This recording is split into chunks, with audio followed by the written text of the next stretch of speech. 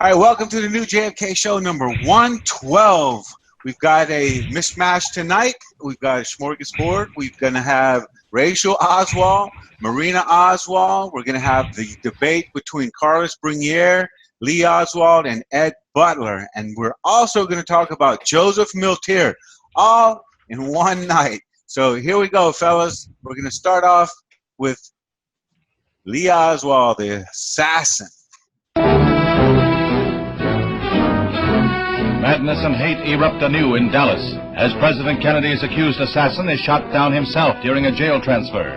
There's an ominous symbol in Lee Harvey Oswald's murder weapon as he is taken to the city jail basement where an armored car is to move him to a maximum security cell. Oswald walks his last mile. His assailant moves in from the right. There is Lee Oswald. He's been shot. He's been shot. Lee Oswald has been shot. Now, from another camera, the motion is slowed. The murderer moves in, and here is the shame of all America as Jack Rubenstein takes the law unto himself. The dying Oswald is rushed to the same hospital where President Kennedy died. Doctors work to save his life. But 48 hours and 7 minutes after the president's death, his accused slayer is dead. All right. You want to talk about that? Just the intro there? So, yeah, where did that come from, Gary? Was that like a... That was, you could tell by the music, it was propaganda from the 60s, and, you know, the accused assassin moves in and all that kind of stuff. So, basically... Was that shown on networks, or was that like in movie theater? Yeah, that was network broadcast, and I was surprised they said Rubenstein. Yeah, I was too. I was kind of taken aback. Jack Rubenstein took the law into his own hands. I think they said Stein, but that's a big deal in the community. No doubt about that. So, Stein all right, now, Stein. at many of these conferences I've been to, there's a fella named Don Adams, and he's a former FBI agent. I've interviewed him. All right, this next clip's with Don Adams. Here we go. November 22nd, 1963. President John F. Kennedy is gunned down in Dallas.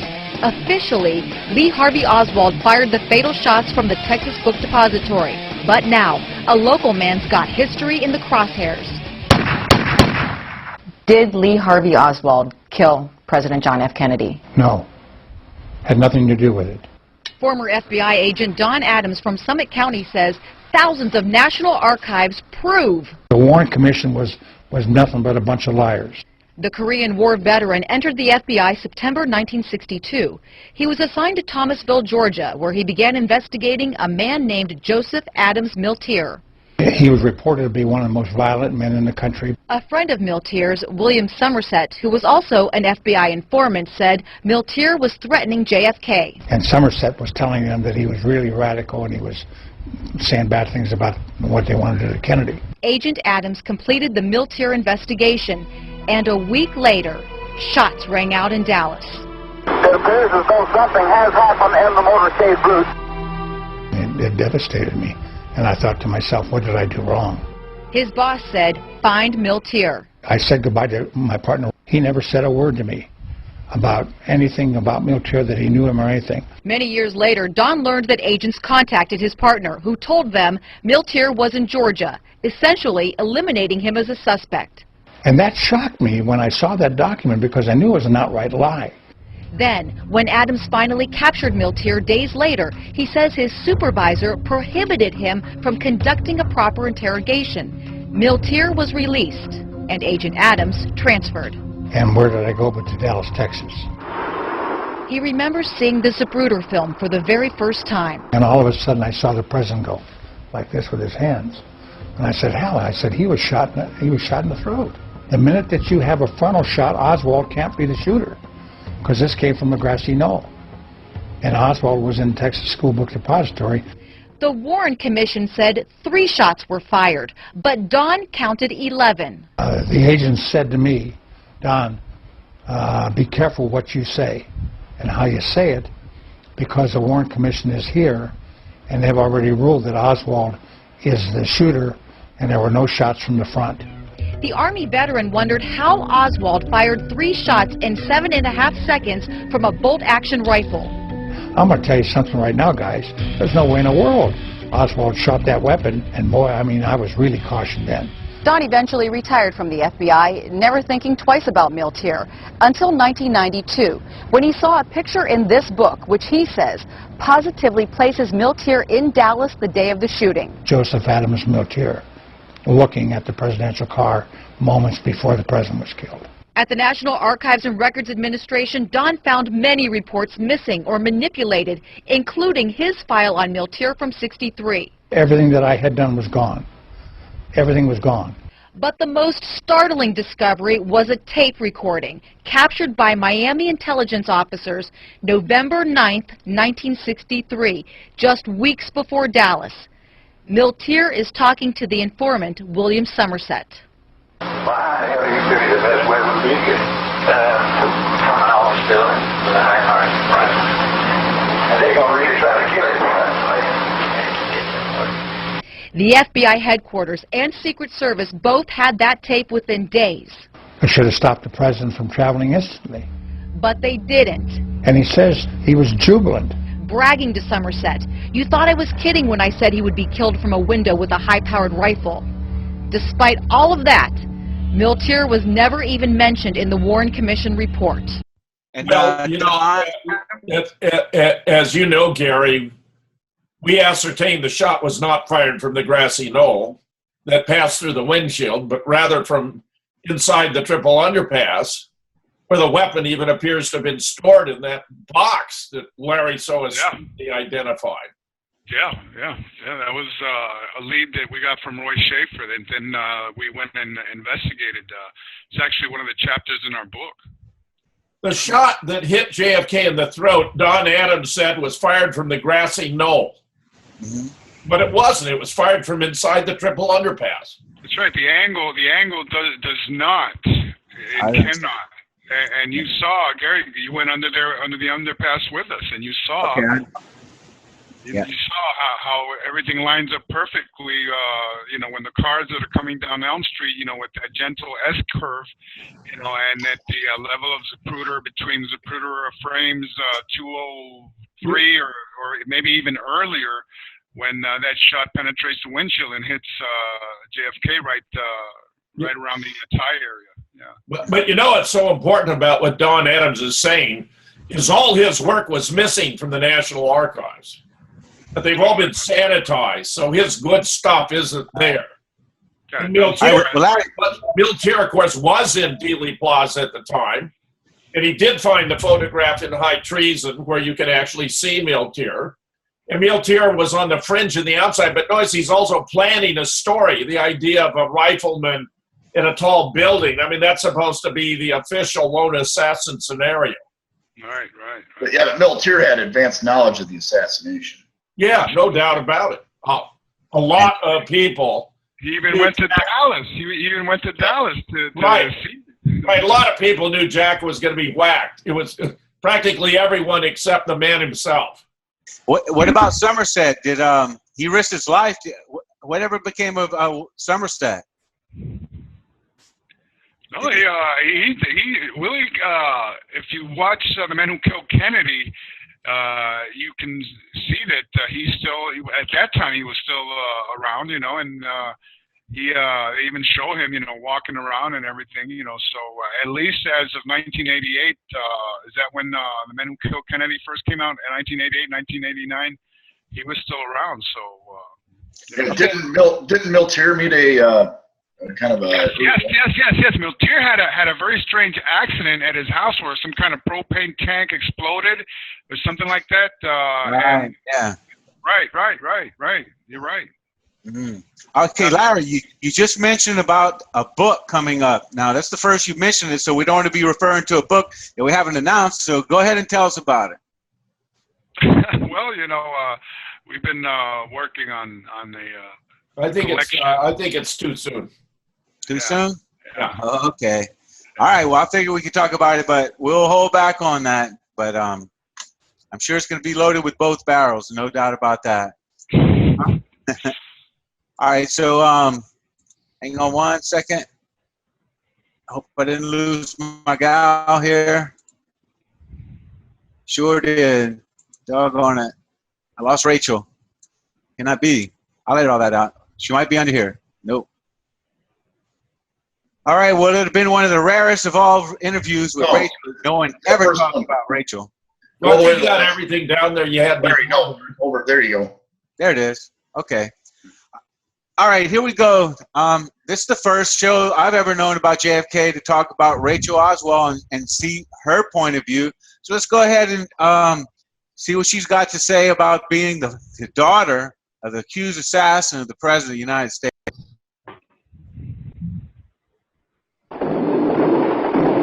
In Summit County, Suzanne Stratford, Fox 8 News. The dark side is that I'm extremely moody and very introverted, and that's where I've always been told I'm like my father. She was born 28 years ago in a suburb of Dallas, Texas. She grew up as Rachel Porter. Porter was the name of her stepfather, a man who raised her with love as if she were his own. But for years now, Rachel Porter has been forced to live with the legacy of her true heritage, a heritage she discovered one afternoon while sifting through mementos in the family attic. All I remember is playing up in the attic and going through this box of letters and seeing Oswald and this man Oswald, but yet I had no idea who this man Oswald was. Rachel was only a month old when her real father died. She wasn't old enough to watch TV that week in November 1963, the week President Kennedy was shot dead in Dallas. She couldn't recognize her daddy on the screen when Lee Harvey Oswald was arrested for the crime, the weekend he was shot dead on national television. I don't want to know Lee Harvey Oswald, the accused assassin. I want to know Lee Harvey Oswald, the father, my father. But Rachel did attend her father's funeral. That's her in her grandmother's arms when America buried Lee Harvey Oswald without a single tear. For 28 years, she has remained silent until now. Speaking with Kennedy historian David Lifton, author of a forthcoming book about her father, Rachel tells how her mother and stepfather sheltered her from the legacy of Lee Harvey Oswald. Growing up out in the country, we were away from everything. We were away from the city. We were away from the public eye. She just did not want us to come in contact with anything that would maybe remind us or be a part of this kind of thing that they were trying to keep us away from. We'd heard the Oswald name in the house, but he was like a mystery man. We knew that this name would always instill pain or grief or would make my mother upset or would upset the house with this name. Her mother and stepdad did what they could to give Rachel as normal a life as possible, but they couldn't hide. We would have the local eyewitness news teams follow us to school. And when Rachel arrived at school, she was the only girl in class whose daddy's name appeared in the history book. Everything written then, or at least everything I was exposed to or heard about, never talked about innocence, so I always thought that he did it. As she grew into womanhood, Rachel left her small town and ventured into the big city to go to college. But wherever she went, she felt like a marked woman, reluctant to reveal her true name. Audrey Marina Rachel Oswald Porter. However, I only go by Porter as the safety measure. And she soon found the consequences of letting people know that her father was one of the most infamous men of our time. I've had attention from men when I did not have attention from them until they knew who I was, and suddenly I have a lot of attention from men. I can think of one man in particular, or two men in particular, who think that I'm just terrific only because I'm Lee Harvey Oswald's daughter. They think that I have a connection with a famous person, and it's like they're brushed with fame, I think. Oh, I see. Which is a complete turnoff to me. But it was only recently that Rachel was faced with the most ironic twist of all. It took a lifetime for Rachel to come to grips with the belief that her father, Lee Harvey Oswald, was the man who killed President Kennedy. But then, after years of reading and hearing all the theories, she came to the belief that her father was not an assassin, but a victim framed for the crime of the century. My whole outlook on life has changed just by hearing that there's evidence that completely exonerates this man of the crime of killing the president. Now, I'm not saying that he is not involved. I believe he's involved, or else why would he be there? But I don't know. I really believe, though, that he didn't kill the president. And my whole life has been plagued by this idea that my father is the murderer of one of the most loved persons in the world. And And if he's not responsible for that, then that means that a great part of the burden that I have to carry is gone. And interestingly, she feels a kinship to the Kennedy family. I wonder, come November, I wonder how painful it is for them. I wonder how painful it is for them to see their father gunned down. And I wonder if they wonder how painful it is for me to see my father gunned down. I got a very favorable impression of Rachel. She seems very intelligent, thoughtful. I liked her appearance, her manner. And, of course, she'd be a great candidate for the OIC. Man, you took the words right out of my mouth. That's what I was going to say. I was going to say, Larry, we got to get her in the OIC out of everybody in the world, huh? Well, I've seen this clip before, and like as Jim says, you know, I was very impressed that she has dedicated her life to getting the truth out about her father. You know, that he was framed for a murder that he did not commit. Apparently, she does not have the entire picture of what happened at the Texas School Book Depository, but you know, she's on the right path. Okay, so maybe we should suggest that Judith invite her to attend the conference. Really, if we can find her, yeah. That would be the ultimate right there. But you got to remember, that was only 28 years after the assassination. So what, we like almost 25 years past that? Right. And so we didn't really have the OIC like we do now and all this extra evidence. So she's 25 years older than she was there. So she's in her mid-40s, I'd say. Right. Well, she was, don't forget that she was born only... she's got to be over 50. No. If she was a baby when the assassination, she's 52. Oh, you're right, of course. Yeah, absolutely. Yeah, she was born in October, the October before the assassination. Right. So she's going to be 53? That's right. Is she still active publicly, or? No, both of the Oswald daughters, June and Rachel, have always stayed in the shadows, in the background. They have never been public persons at all. Right. These are rare interviews that you go on YouTube. They're not loaded with interviews with Rachel. And, well, you notice this was done when Lifton was working on his book on Lee Oswald, which, of course, has never appeared in. I know. After Judith published her book, he said, forget it. And another thing, June Oswald had been also interviewed by Brian Gumble, I believe, for the 30th anniversary. Yeah. And that interview is also on YouTube, and you know, both of his daughters, I know they would like to see a revision of history on you know what how your father has been reviled the way that he has been, you know, and so we share a common cause, getting history right. Absolutely. Yeah, she's got to know that Ralston K is on her side, no doubt about that. So it's Larry Rivera. Jim, all of us are, but Ralston K is like a hound dog. Well, I'm sure the Oswald children, the two women, regularly scour the internet, you know, getting information as it comes out, you know, and who knows, maybe they watch our YouTube videos. At least they should have gone to the Oswald Innocence campaign, that's for sure. No doubt about that. So, all right, well, maybe we'll know exactly why she's been a little quiet. Let's listen to her mother talking about the taking the pictures in the backyard. Before we go on to that, Gary, I was going to mention that right after the assassination, they assigned this Kenneth Porter, FBI agent, to be babysit Marina. That's right. That's right. And eventually they married, you know, and that was planned completely, you know, from day one, you know, because they couldn't have Marina out there as a loose cannon, you know. Yeah. So probably sitting next to her right now. like Costner said in the movie JFK, they polished her appearance and then they wheeled her out on cue. Mm-hmm. And she's talking on cue right this second. Are you asking me about the picture that he posed?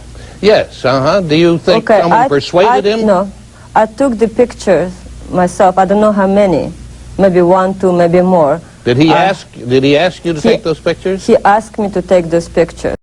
This is very embarrassing because The photographs were all fake, so nobody took them. They were created in a lab by pasting Lee's face on somebody else's body. It appears to have been Roscoe White. Well, didn't Marina have like a part-time gig over at Hawkeye Works? Right. Well, we have done extensive work on this, and we have talked about this before. Garrison and the Garrison tapes covered it, and Jack White did extensive work with his 2 videos on the backyard photographs, you know, fake, and so this is something that is generally accepted in the JFK assassination community.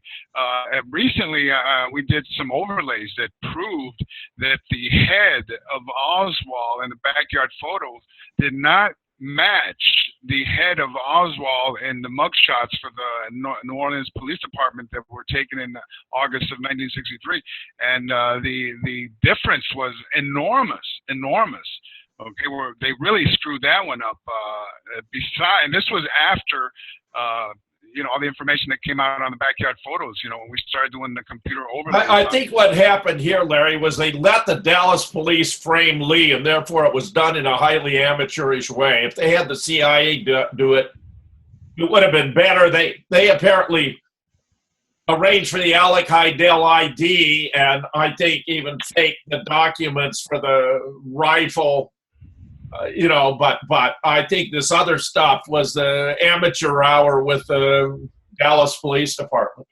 Yeah, something I forgot to mention is that struck me a long time ago, because I haven't seen this video in a very long time, is that when Rachel said, boy, the biggest turnoff in the world is for you to be turned on to me because my daddy was Lee Harvey Oswald. So I wonder who was hustling up on her back then. Probably. Well, if remember Grodin was going after Judy, right? I don't know if y'all remember all that. But well, there's some of the conspiracy theorists out there are a little. That's right. Now, I remember y'all talking about that at one time, that Grodin was getting a little frisky there at the table. I can't really remember the details on that one. So, all right, so next up, we've got a clip, and we'll be done with Marina Oswald, and then we're going to go into the Ed Butler, Carlos Bringuier, and Lee Oswald debate. So here we go, fellas. They worked Marina over very well. They threatened to deport her back to Russia. They had, what's her name, you know, the CIA op babysitting her, the one who was sent to bring Svetlana back to the United States. I think from day one she was some kind of agent. You believe her initially, even when she married Lee, in other words? Yes. Yeah, her uncle was in the KGB. That's right. Yeah. KGB. Yeah. I mean, that's no coincidence. I mean, you know, give me a break. Yeah, I'm not a coincidence theorist.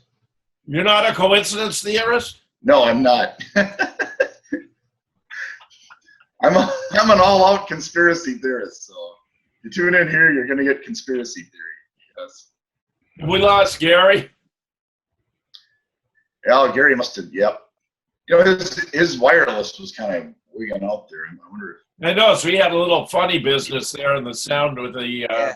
It was just bad audio, but y'all were laughing her out of the whole place anyway. So I guess that's all right. So anyway, there's Marina. We weren't laughing Rachel. We were happy with Rachel. No, I'm talking about Marina. Y'all were laughing her out of the place. Oh, Marina, we couldn't hear her, Gary. Yeah, I got you. So we know she's lying. But am I mistaken? Is she missing a front tooth? Might be. I don't know. You'd have to. Well, if you read George de Monteshill's manuscript, I'm a Patsy, he talks about Marina having rotten teeth throughout her mouth. You know, so that's very strange. That's not surprising at all. This was the poor state of the dental industry in the former Soviet Union. Yeah, I mean, I kept seeing it the whole interview. I said, she's missing a front tooth. I said, how could a beautiful woman like that be missing a front tooth? So we've known about that. All right, so y'all ready for the Carlos Bringuier? Y'all just tell me when y'all want to stop and comment on it. This is the debate on WTSU Channel 6. Okay, y'all ready? Well, don't forget that when we were in New Orleans, we tried to call Carlos, to invite him to dinner, remember? And he wouldn't answer the phone. Yeah, something about Larry Rivera and Carlos don't get along that much. They just can't get together for a dinner date. You might have been having dinner with Ted Cruz's dad. It's time now for Conversation Carte Blanche. Here is Bill's letter. Good evening. For the next few minutes, Bill Stuckey and I, Bill, whose program you probably heard on Saturday night, Latin Listening Post, Bill and I are going to be talking with three gentlemen, subject mainly revolving around Cuba. Our guests tonight are Lee Harvey Oswald, who is secretary of the New Orleans chapter of the Fair Play for Cuba Committee. It's a New York headquartered organization which is generally recognized as the principal voice of the Castro government in this country. Our second guest is Ed Butler, who is executive director of the Information Council of the Americas, which is headquartered in New Orleans and specializes in distributing anti-communist educational materials throughout Latin America. And our third guest is Carlos Bringuier, Cuban refugee and New Orleans delegate of the Revolutionary Student Directorate, one of the more active of the anti-Castro refugee organizations. Bill, at this time, if you'll briefly background the situation if you know it. Thank you, Bill.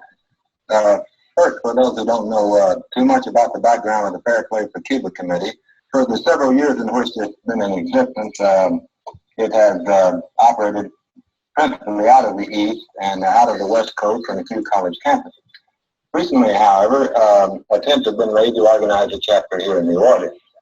The only member of the group who has revealed himself publicly so far is 23-year-old Lee Harvey Oswald, who is the secretary of the local chapter of the Fair Play for Cuba Committee. He first came to public notice several days ago when he was arrested and convicted for disturbing the peace. The ruckus in which he was involved started when several local Cuban refugees, including Carlos Bringuier, who is with us tonight, discovered him distributing pro-Castro literature on a downtown street. And Mr. Oswald and Bringuier are here with us tonight to give us opposing views on the Fair Play for Cuba Committee and its objectives. I believe that I was probably the first New Orleans reporter to interview Mr. Oswald on his activities here since he first came into public view. Last Saturday, in addition to having him on my show, we had a very long and rambling question and answer session over various points of dogma and line of the Fair Play for Cuba Committee. Number one, the principal thing that they insist is that Castro's government today is completely free and independent and is in no way controlled by the Soviet Union. Another cardinal point of the Fair Play for Cuba Committee propaganda is that Premier Castro was forced to seek aid from the Russians only because the United States government refused to offer him financial aid. And following another line, I asked Mr. Oswald if he had ever or was a member of the American Communist Party, and he said that the only organization to which he belonged was the Fair Play for Cuba Committee. Mr. Oswald also gave me this rundown on his personal background. He said that he was a native of New Orleans, had attended Beauregard Junior High School and Warren Eastern High School, had entered the U.S. Marine Corps in 1956 and was honorably discharged in 1959. During our previous interview that he had lived in Fort Worth, Texas before coming here to establish a Fair Play for Cuba chapter several weeks ago. However, there were a few items apparently that I suspect that Mr. Oswald left out of this original interview, which was principally where he lived after between 1959 and 1962. Mr. Butler brought some newspaper clippings to my attention, and I also found some through an independent investigation, Washington newspaper clippings to the effect that Mr. Oswald had attempted to renounce his American citizenship in 1959 and become a Soviet citizen. There was another clipping dated in 1952 saying that Mr. Oswald had returned from the Soviet Union with his wife and child after having lived there for 3 years. Mr. Oswald, are these correct? That is correct, yes. You did live in Russia for 3 years? That is correct, and I think the fact that I did live for a time in the Soviet Union gives me excellent qualifications to repudiate charges that Cuba and the Fair Play for Cuba Committee is communist control. Mr. Bringuier, perhaps you would like to dispute that point. I want to know exactly the name of the organization that you represent here in the city, because I have some confusion. Is Fair Play for Cuba Committee or Fair Play for Russia Committee? Well, that is, of course, very provocative and a question I don't think it requires an answer. Well, I will tell you why. Because before the communists take over Cuba, Cuba was at the head of the Latin American countries, and I can show you that in Cuba, in 1858, every 37 persons had an automobile, and in Russia was 200 persons for one automobile. In Cuba was 6 persons for one radio, and in Russia was 20 persons for one radio. In Cuba was one television set for 18 persons, and in Russia was 85 persons for one television set. And in Cuba was one telephone for every 38 persons, and in Russia was one telephone for every 580 persons. Cuba was selling the sugar in the American market and was receiving from the United States more than $100 million a year over the price of the world market, and the United States was paying to Cuba that price in dollars.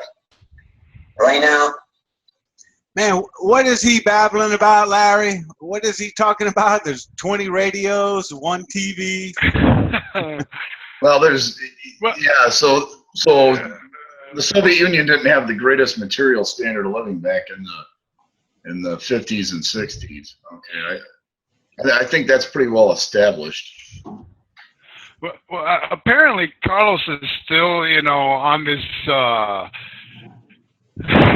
on this illusion here about how many radios and TVs per capita existed in Cuba, because I believe last year he sent me an email with a YouTube link which had to do exactly which talked about this exactly, what he's talking about there. So apparently he hasn't gotten over it after still so talking many years. about that? He's still talking about that.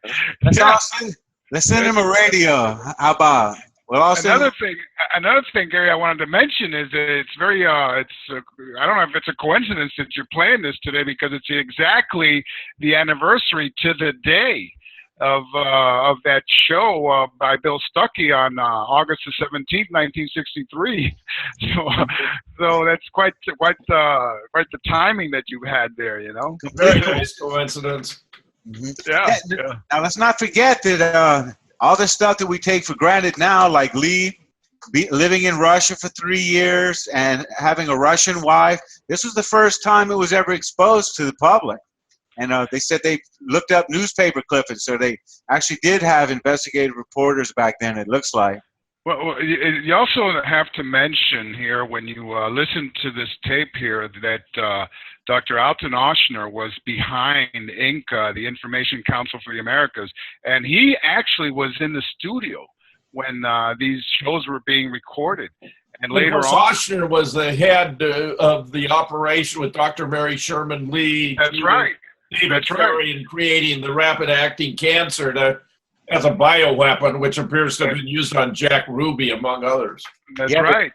And Butler's an interesting character. Now, he's completely about propaganda. He says that he's responsible for, anti-communist materials. That they tried to put it nicely, but he was hardcore into propaganda. And he has a book called Revolution Was My Name or something, My Game or something. I can't remember, but Ed Butler's a strange fella now.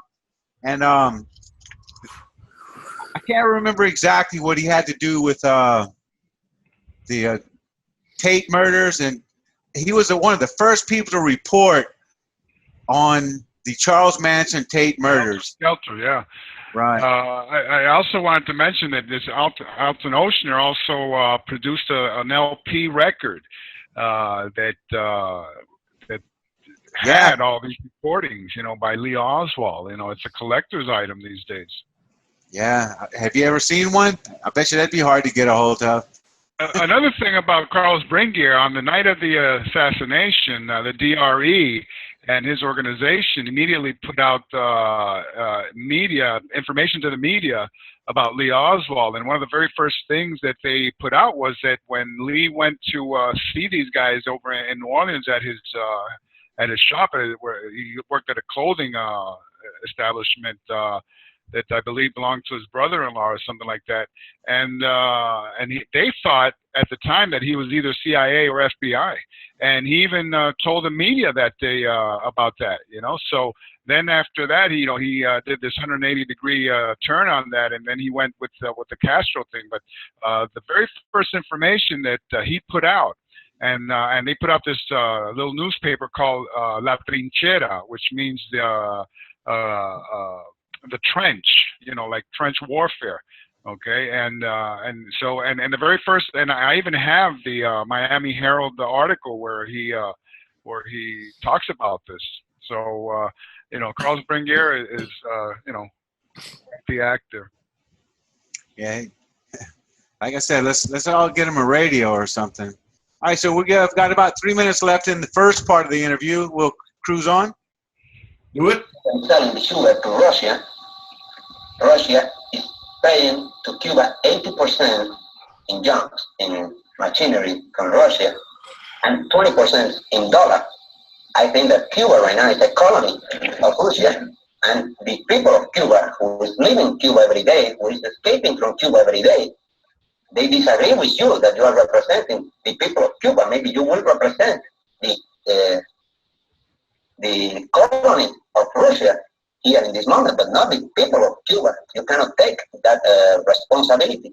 Well, in order to give a clear and concise and short answer to each of those, well, let's say questions, I would say that the facts and figures from a whole country like Pakistan or Burma would even reflect more light upon Cuba in relation to how many television sets and how many radios and all that. This I do not think is a subject to be discussed tonight. The Fair Play for Cuba Committee, as the name implies, is concerned primarily with Cuban-American relations. How many people do you have in the committee here in New Orleans? I cannot reveal that as secretary of the Fair Play for Cuba Committee. What you laughing at, Larry? No, that Lee was on to him right there. You know, I mean, you know, the radios here that are in Cuba, you know, is irrelevant. That's not what we want to talk about here. And of course, Lee was the only member of the Fair Play Committee, so yeah. It was very appropriate as secretary. He couldn't reveal that information. Well, according to, like we said before, according to Judith and this memo that we uncovered, the Tilton memo, you know, he was trying to take him down. Okay, and he had been ordered to take him down and to do that. So, you know. Yeah, Don? Well, yeah, the term, you know, committee would, by definition kind of imply more than one person. And so here it's a word. It's a word, Doc. It's a word. It's a word. Well, once again, we see, you know, dishonesty in the JFK. Well, it's propaganda, for God's sake. Yes. Yeah, I mean, I didn't realize that Carlos was so, maybe he's not very good with his English, but he doesn't seem very bright to me. So I'm not sure. I don't know. I get a certain intensity in Carlos, a real hostility, animosity, that this guy could be a vicious person. Well, yeah, those anti-Castro Cubans were extremely vicious. You know, they're maybe not the brightest bulbs, but yeah, they were vicious. Yeah. Well, we know that a lot of them were right there in Dealey Plaza when it happened. So you know. Yeah, one of the strangest things. And on the parade route, and you know, holding up signs, you know, throughout the parade route, you know, about Kennedy this and Kennedy that. So even to Rafael Cruz. That's right. That's right. Yeah, it's just one of the things of living in New Orleans. I could drive over to Carlos's house right now. It'd take me about 8 minutes on the interstate, just cross the river. So, all right, here we go. We got 2 minutes left. The secret society. No, Mr. Butler, it is not. However, it is Did he say secret society? I might have to roll that back. That may be the first time I heard Lee Oswald talking about secret societies. The Cuba Committee, as the name implies, is concerned primarily with Cuban-American relations. How many people do you have in the committee here in New Orleans? I cannot reveal that as secretary of the Fair Play for Cuba Committee. Is it a secret society? No, Mr. Butler, it is not. However, it is a standard operating procedure for a political organization consisting of a political minority to safeguard the names and the number of its members. Well, the Republicans in the minority, I don't see them hiding their membership. He said the Republicans are in a minority. Yeah, ridiculous. Well, this Fair Play for Cuba committee was like the ultimate minority. I mean, yeah. It would be mathematically impossible to have any less people. Here we go. Well, the Republicans are an established political party representing a great many people. They represent no radical point of view. They do not have a very violent and sometimes emotional opposition as we do. No, I see.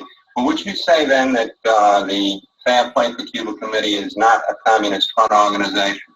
The Senate subcommittees who have occupied themselves with investigating the Fair Play for Cuba Committee have found that there is nothing to connect the two committees. We have been investigated from several points of view. That is, points of view of taxes, allegiance, subversion, and so forth.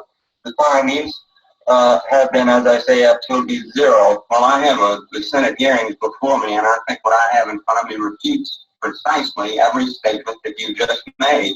For instance, who is the honorary chairman of the Fair Play for Cuba Committee? The honorary chairman of this committee, the name of that person, I certainly don't know. Well, let me tell you, in case you don't know about your own organization. No, I know about it. His name is Waldo Frank, and I'm quoting from the New Masses in September 1932.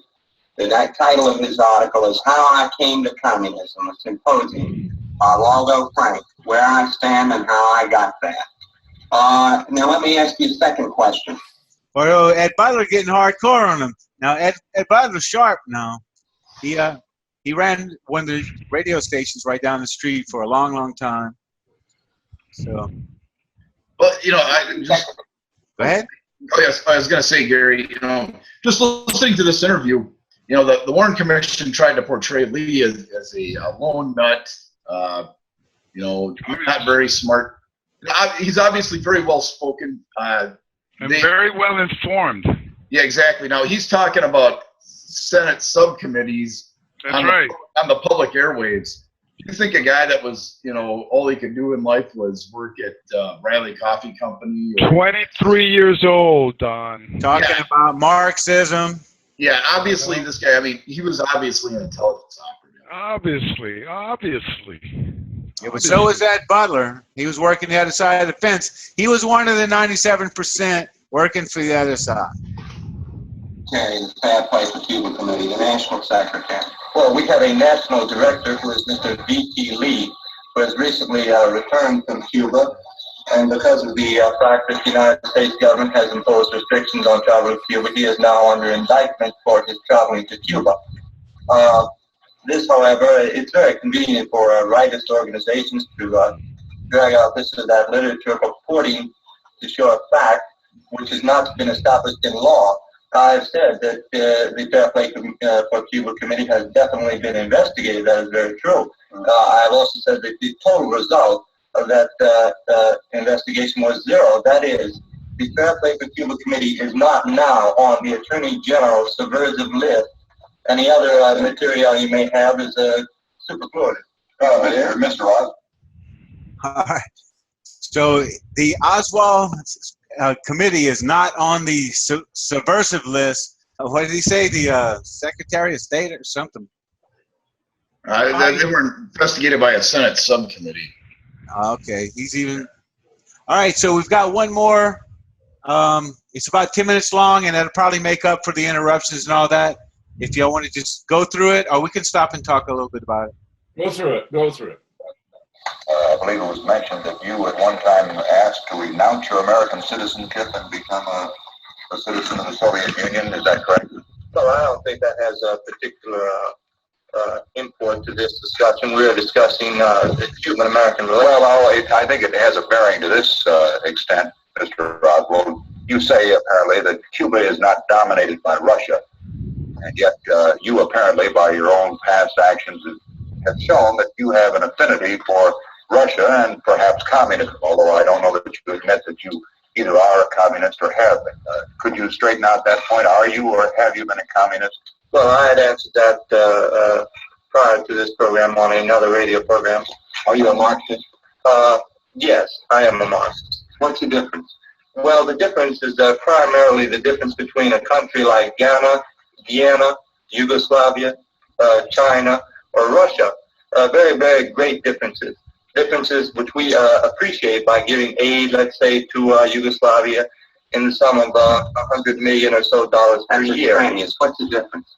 The difference is, as I said, a very great difference. Many parties, many countries are based on Marxism. Many countries, such as Great Britain, display very socialistic aspects and characteristics. I might point to the socialized medicine of Britain. Most people, gentlemen, I'll have to interrupt. We'll be back in a moment to continue this rather lively discussion after this message. And now back to Conversation Carte Blanche. Here again, Bill Butler. Tonight, Bill Stuckey and I are talking with three guests. Lee Harvey Oswald, who is local secretary of a group called Fair Play for Cuba, and with Ed Butler, the executive director of the Information Council of the Americas, and Carlos Bringuier, a Cuban refugee and obviously anti-Castro. Mr. Oswald, as you might imagine, is on the hot seat tonight, and I believe, Bill Stuckey, you have a question for him.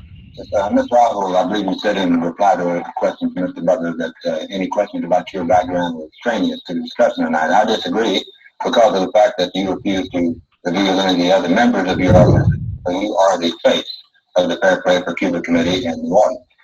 For anybody who might be interested in starting, let you know more about Cuba. For this reason, I'm curious to know just how you supported yourself during the 3 years that you lived in the Soviet Union.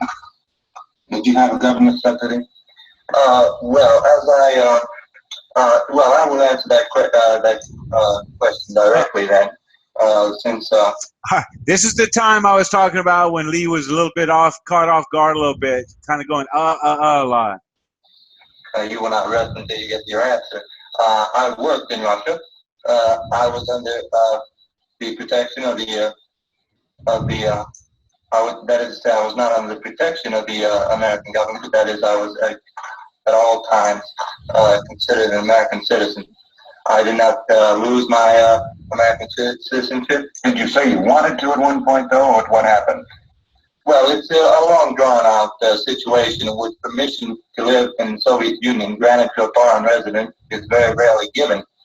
This requires a certain amount of technicalities, technical papers, and so forth.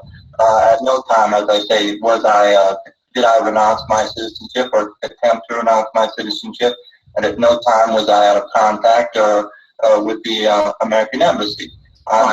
Excuse me, may I interrupt just 1 second? Either one of these two statements is wrong. The Washington Evening Star of October 31st, 1959, page 1, reported that Lee Harvey Oswald of Palmer Marine, 4936 Collinwood Street, Fort Worth, Texas, had turned in his passport at the American Embassy in Moscow on that same date and had said that he had applied for Soviet citizenship.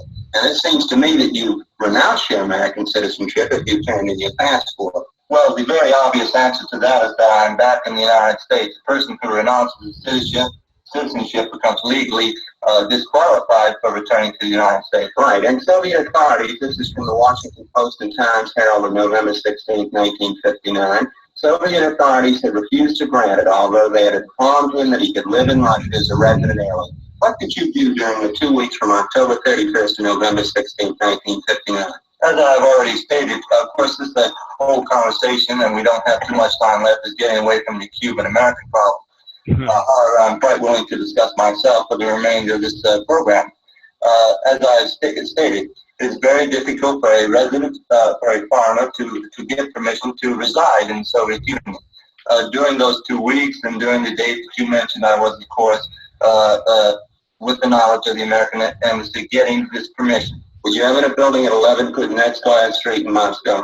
Kuznetskaya? Kuznetskaya is the, well, that would be probably the foreign ministry, I assume. No, I was never in that place, although I know Moscow, having lived there. Mr. Butler, let me interrupt it. I think Mr. Oswald was right. To this extent, we should get around to the organization which he is the head of here in New Orleans, Fair Play for Cuba.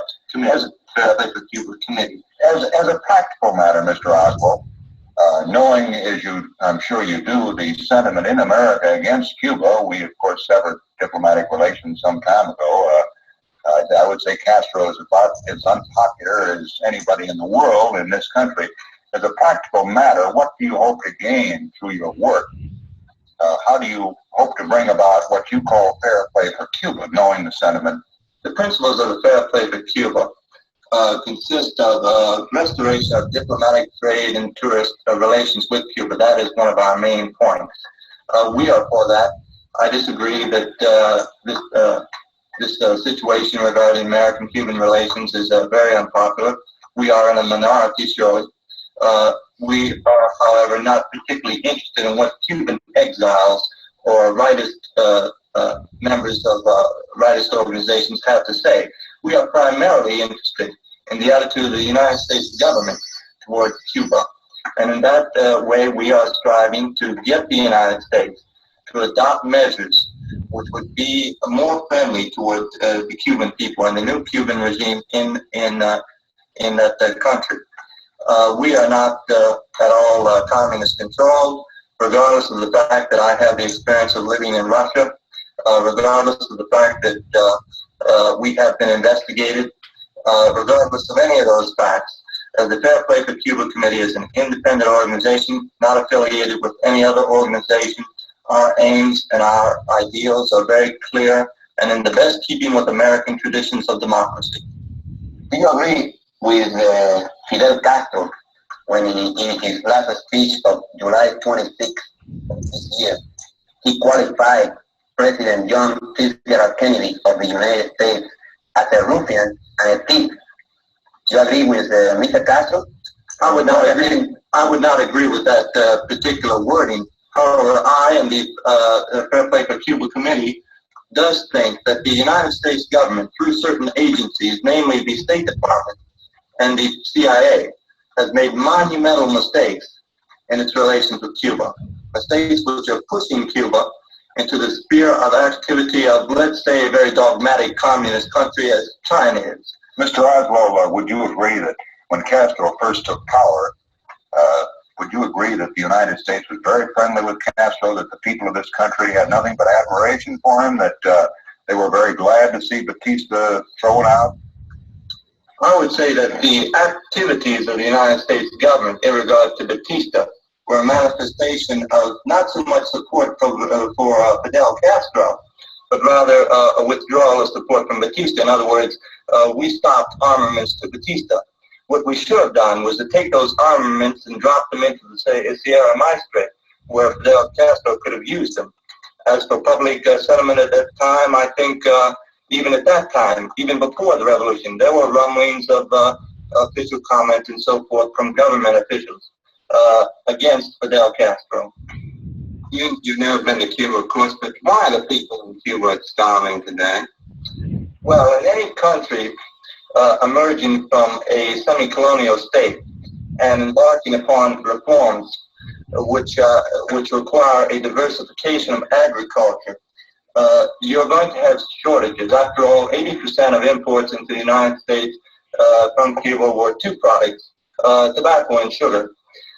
Nowadays, while Cuba is reducing its product as far as sugarcane goes, it is striving to grow unlimited and unheard of for Cuba quantities of certain vegetables, sweet potatoes, lima beans, cotton, and so forth, so that they can become agriculturally independent. Gentlemen, I'm going to have to interrupt you. Our time is almost up. We've had three guests tonight on Conversation Carte Blanche. Bill Stuckey and I have been talking with Lee Harvey Oswald, Secretary of the New Orleans chapter of the Fair Play for Cuba Committee, Ed Butler, Executive Director of the Information Council of the Americas, and Carlos Bringuier, a Cuban refugee. Thank you very much. All right, there, we've finally finished it. That's extremely interesting because when you pause and contemplate the content of what Lee is saying, it does display a surprising sophistication of knowledge, geopolitics, all kinds of distinctions that would have been far removed from the average say, 22 or 23-year-old in New Orleans at the time. Absolutely, Jim. Absolutely. Yeah, so I'm really very impressed listening to this, the thoughtful way. He, of course, pauses and considers what he's going to say before he says it. He's generally highly articulate. He's very precise in drawing a lot of distinctions that are beyond the ken of most Americans today, frankly. Yeah, for a 23-year-old, yeah. Yeah, what impressed me when he was trying to talk about the differences between Marxism and communism.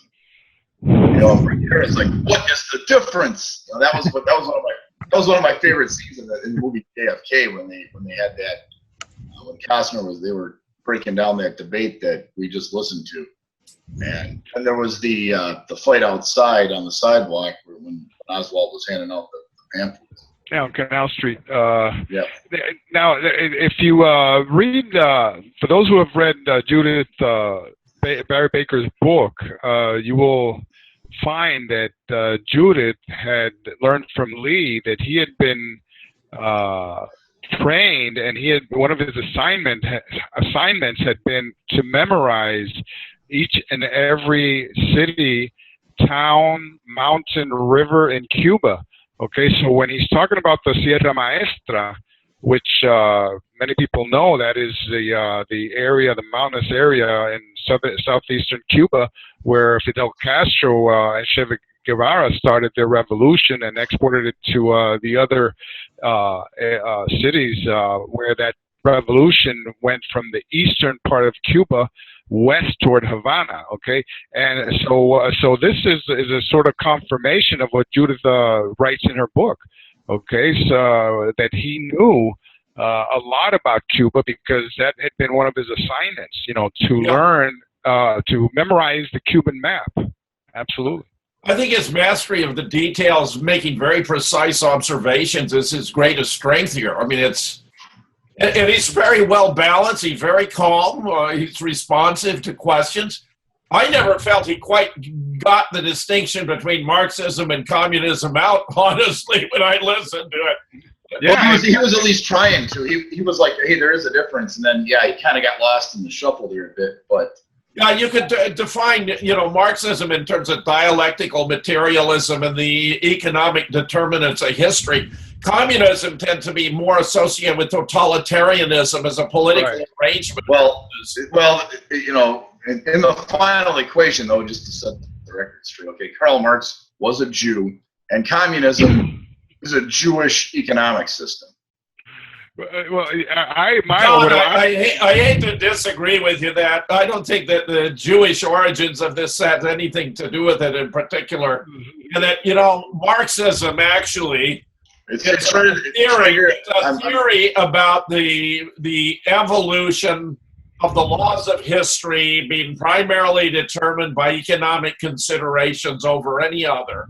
And I think at this point in time, even today still, the word communism tends to be identified with an authoritarian form of government. Now, notice how different those are. An authoritarian form of government versus the laws of history having economic determinants. It's right in the Protocols of the Learned Elders of Zion. Protocol number 3. We support communism. The people under our guidance have annihilated the aristocracy, who are their one and only defense and foster mother for the sake of their own advantage, which is inseparably bound up with the well-being of the people. Nowadays, with the destruction of the aristocracy, people have fallen into the grips of the merciless, money-grinding scoundrels who've laid a pitiless and cruel yoke upon the necks of the workers. I love this. I love this. The Bolshevik Revolution was largely led by persons who were Jewish. I don't know that that's overly disputed, but I'd love for us to have a more extended discussion of the very protocol you're discussing here, Don. That would be fascinating. Yeah, that would make a good show sometime. Yeah, we probably should have a whole show on the protocols. Oh, absolutely. Yeah. The protocols of the Elders of Zion do not lie. What impressed me the most about Lee Oswald here is how cool, calm, and collected he was when they tried to steer the conversation towards his defection, and towards and he kept pounding away. Hey, this is not what we're talking about. We're supposed to be talking about Cuban-American relations here. Good, good focus and mental self-discipline. Absolutely. But one thing's for sure, he was like a chicken in a pot. He was pouring the gravy over himself because he was setting himself up big time. All right, fellas. I'd like to thank Don Fox, Jim Fetzer, Larry Rivera. This has been JFK Show number 112. We'll see you next time.